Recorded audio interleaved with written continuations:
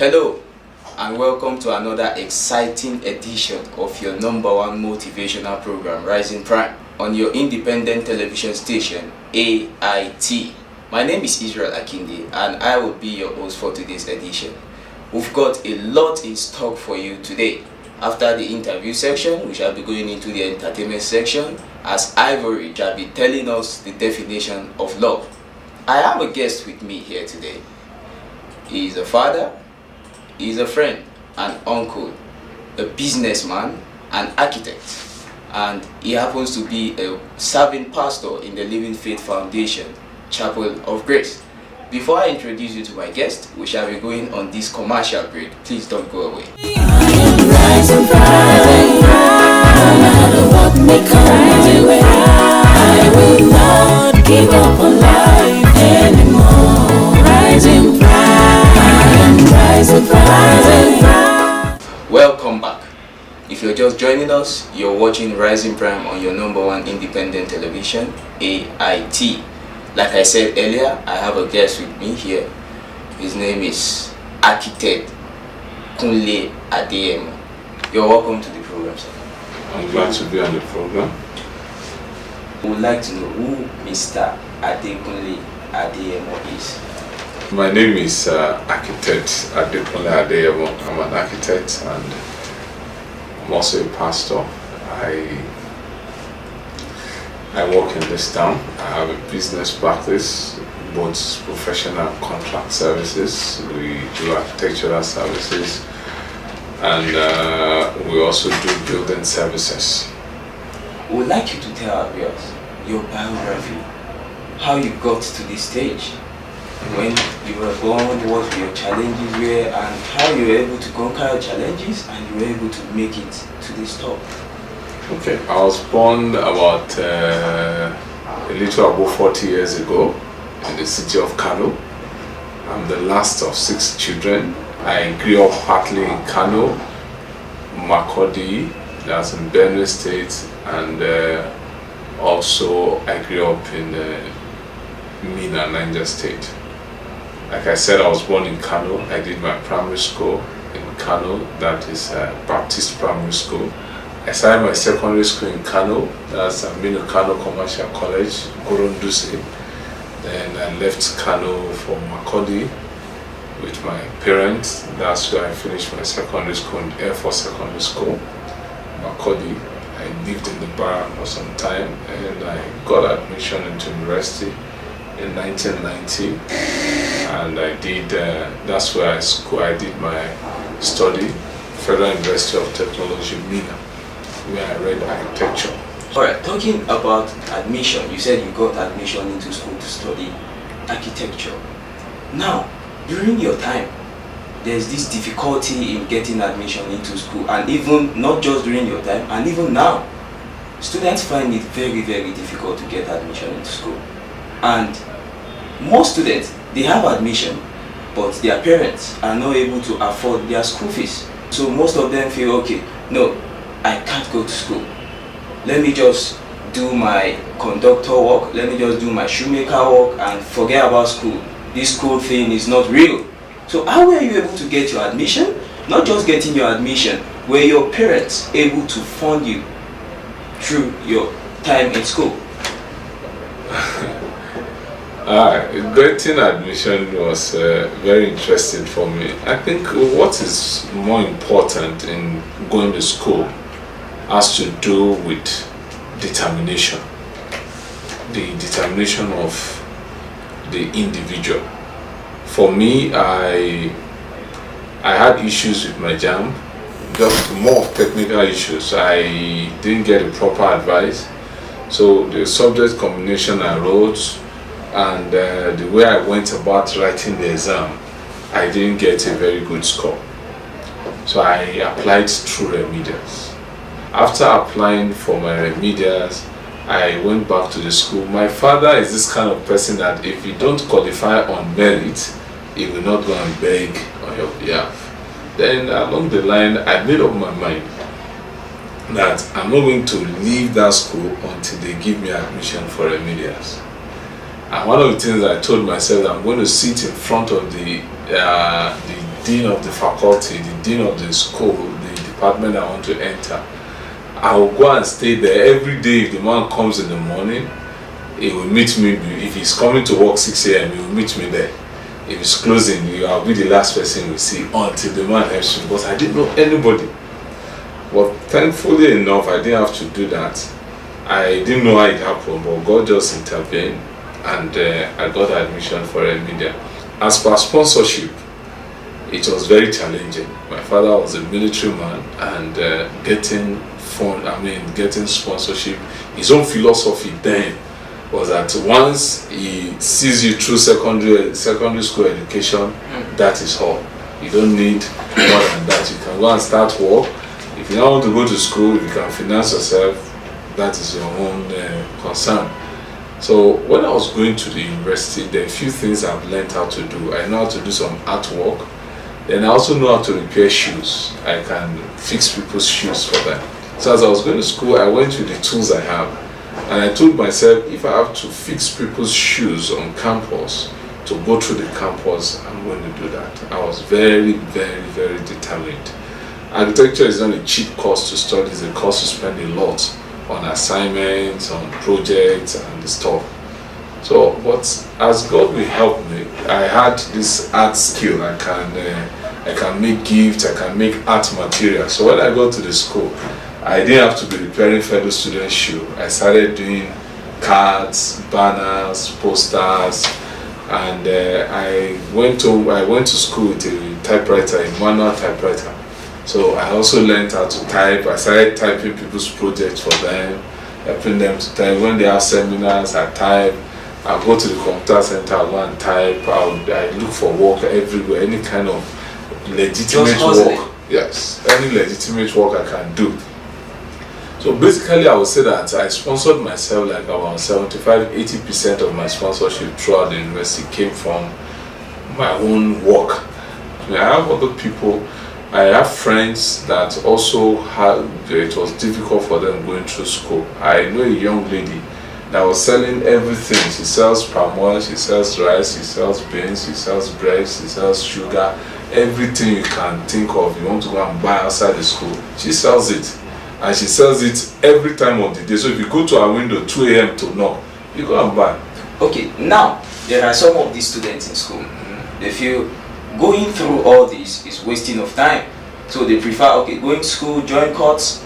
They prefer, going to school, steal. They prefer going to school to get godfathers, get godmothers or somewhere. They just feel like, selling, repairing, doing cards, or just find a vocational work to do to get yourself sponsored through school. They feel it is not possible. They feel it is difficult. So they just prefer themselves stealing. They prefer themselves joining. What's your take on this? What do you see about it? I think it's just a function of the individual, the upbringing and the orientation of every individual. When I was growing up, two key things my father told me. He said that there are these two qualities that when somebody has those two qualities, there's nowhere you cannot get to in life. And he rammed it in my hairs and in my siblings' hairs over and over. He said hard work and honesty will take you to any level in life. He says if you are hardworking and you are honest, and he lived a life that showed it. He was hardworking, was honest. And so as I was growing up, when I'm faced with challenges, my first thought is not how to look for maybe what are the easy things to do. I want to look at what can I do to be able to solve this problem. I want to bend down and walk. I was ready to even do. There are people that also went and were carrying concrete. They were doing labor work to go through school. You understand? So at times the upbringing of the individuals matters a lot. Then some individuals on their own, they just believe that they are lazy, they don't want to work. Most of the people in court, sincerely, they are lazy people.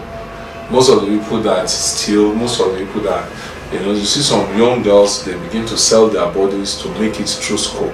You don't need to go that direction. If you are hardworking, there are a lot of things that you can do to earn money. Then when you are satisfied, when you are comfortable, another issue is, being satisfied with your level, being contented with what you have. When we're in school, we're eating twice a day. There are days that we eat only once. There are days that you go from morning till evening, you have nothing to eat. Maybe by the end of the day, you are just able to get gari from somebody and you take that one and you are satisfied because that's what you have. Some other people, they want to eat in Mr. Biggs, they want to eat in Chicken Republic, and they are not ready to work for it. Of course. So those kind of things, you now find out that is responsible for all these vices that young people do. They want to steal, they want to do those. Thank God those days there was no GSM. But today people are GSM, they want to buy the best phone, they don't mind what it will cost, so they are ready to do anything to get money so that they can show the kind of phones they wear. They carry rather. Then the clothes also, those days we don't mind whatever simple clothes you can get. Just what I do for me is that I make sure that my clothes are clean and they are well ironed. So you don't even know whether I'm wearing one trouser or two trousers for the semester, because every time you see me in those clothes, they are clean and they are ironed. My clothes is never dirty. So you don't know whether I have 4 shirts or I have 2 shirts. Now, you were saying something about clothes. You see, that was your own generation. Talking about this generation, it's not a fat generation. Okay, they feel if you're not well dressed, they say you don't have swag, so nobody wants to associate with you. So what do you say about these people that, okay, now you have a father that were able to sponsor you through your secondary school education?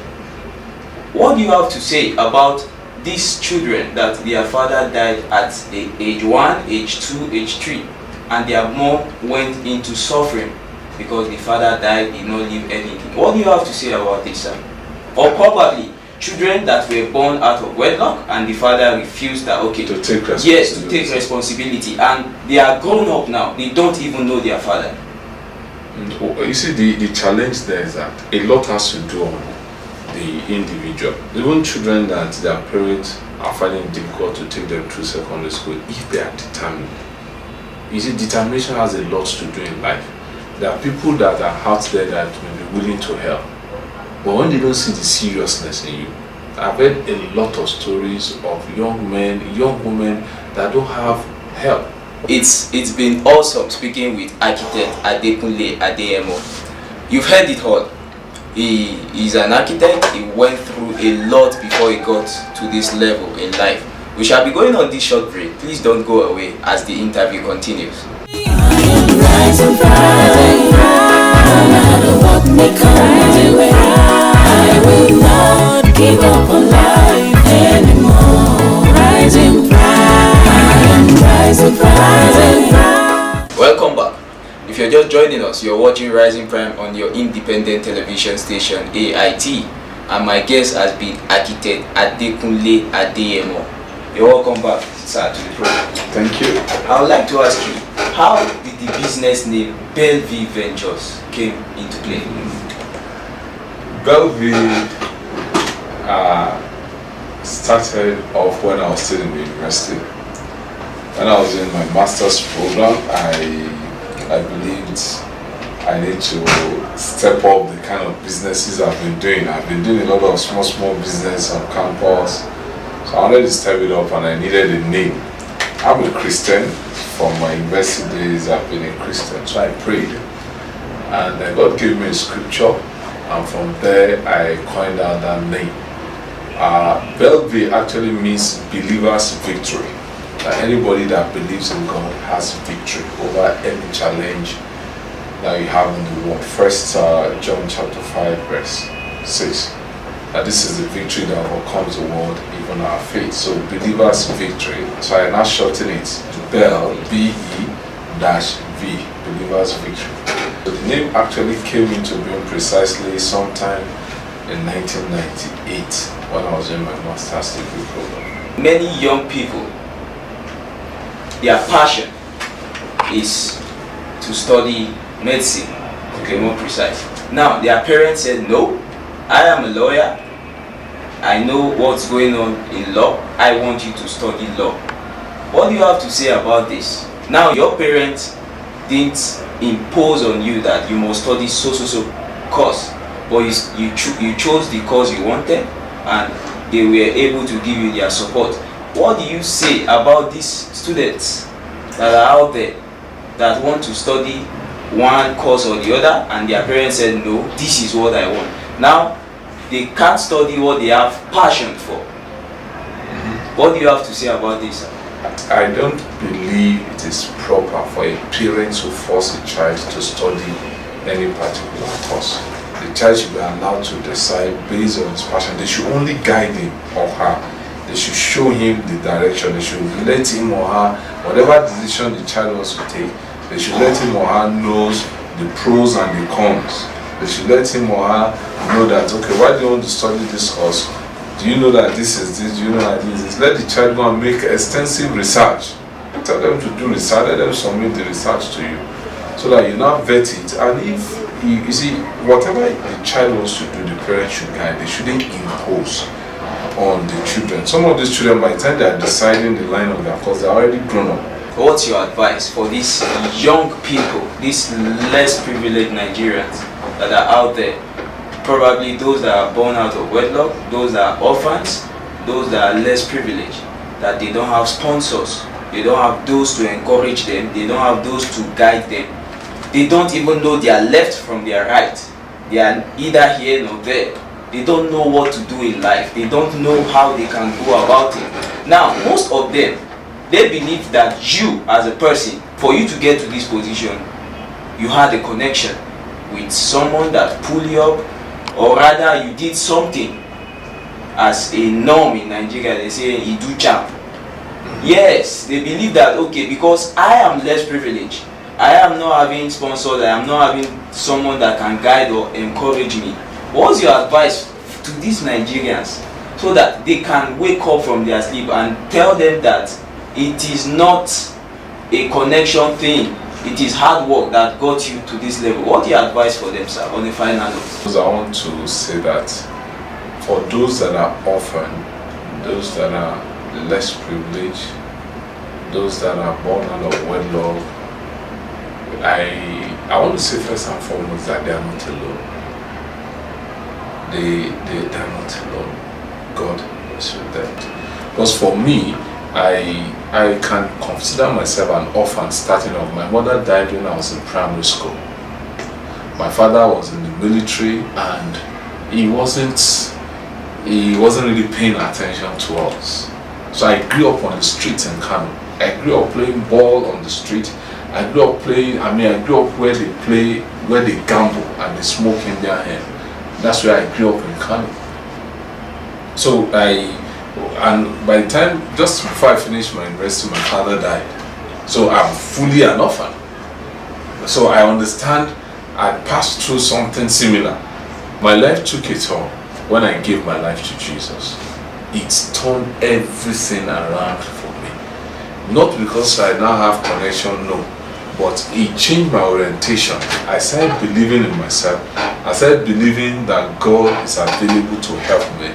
And it went a long way to help. The second thing I strongly believe will help any young person that is less privileged is that he should be hardworking. And honest, as said earlier. And honest. That would be the third thing I wanted to mention. Hardworking. Then number 3, the person should be honest. Because you see, when you are hardworking and you are honest, and with God's favor, it's only a matter of time you break through. Because for us, that is what has really helped us. We didn't know anybody. When I came into this town, I was working for somebody. Then I resigned. And I started off on my own. I didn't know anybody in government. I don't have any connection. In fact, as of today, the major project that we're doing in Bellevue is not government projects. We hardly do government projects. Before we do government projects, there are conditions that has to be there. But otherwise, we don't do government projects. All our projects are from private individuals. It's just been wonderful speaking with architect Adeyemo. You've heard it all. For you to make it in life, for you to be a successful person, you just must be hardworking and you must be transparent. You must be honest. If you're not honest, those that are willing to help you won't help you because they can't trust you. So, it's just been a wonderful section speaking with architect Kunle Adeyemo. We shall be moving into the entertainment section now, and our music for today is titled Love by Ivory. Please enjoy this entertainment section. Love so sweet, love so special.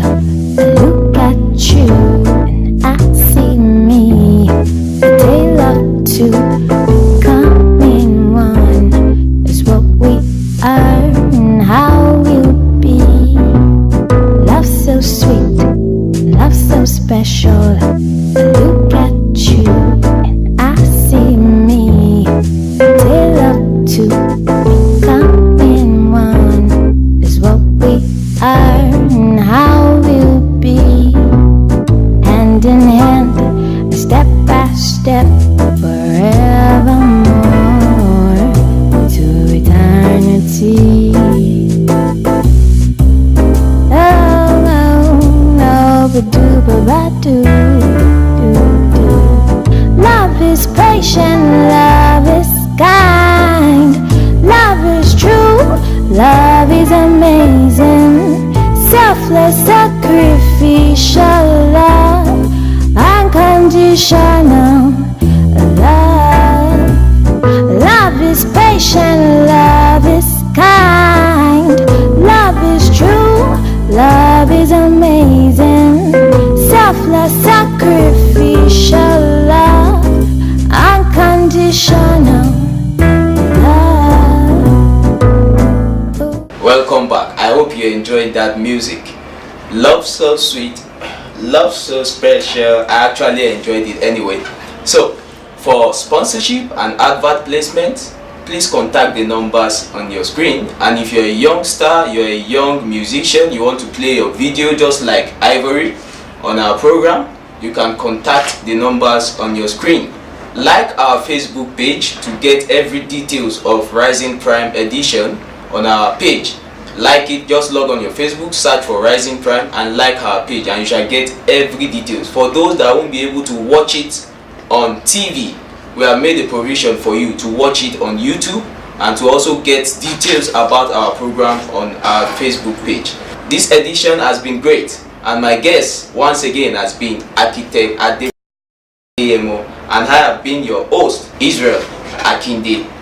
Stay out of trouble, have a wonderful weekdays, and beware, Ebola is real. Don't catch it and don't spread it. Bye bye.